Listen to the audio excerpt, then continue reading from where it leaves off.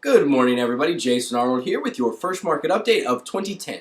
Now that the new year is in full swing, the new good faith estimate and HUD-1 settlement statements are also in full swing. Now, this change has been the subject of much controversy in the lending industry.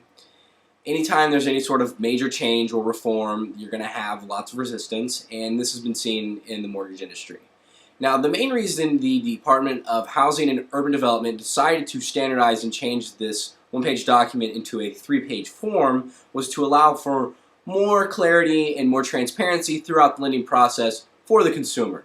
Now, a main argument for opponents of this new good faith estimate is that a one-page document has got to be simpler than a three-page document. But we'll go through, and that's just not quite the case. In my opinion, the form is not perfect, but it is a good standardized alternative to the old good faith estimate, and as of January 1, it is the law, so you're going to learn it and love it.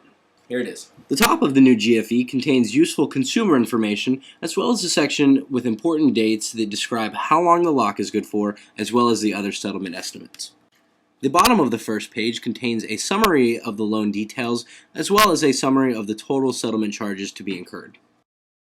The second page is broken down into two sections. Section A contains origination charge, as well as any charges associated with the lock. Section B contains all other charges for settlement services that are required to complete the loan transaction. Here you will notice blanks for suggested service providers. A borrower may select a service provider from the list, but is not required to. In order to increase the accuracy of the good faith estimate, tolerance levels have been imposed on the various levels in Section B. There is a 10% tolerance for services that we select listed in section number 3 and for government recording charges section number 7. There is 0 tolerance in section number 8 for government transfer taxes. For sections 4, 5, and 6, the 10% tolerance is only mandated if a service provider is chosen from our list.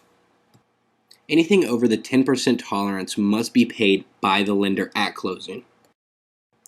The third and final page of the new good faith estimate contains general useful information as well as a trade-off table and shopping cart to compare other loan products. Upon receipt of the initial good faith estimate, there is a 10-day waiting period before the file can close. If anyone has any questions about the new good faith estimate, please do not hesitate to give me a call. Thanks.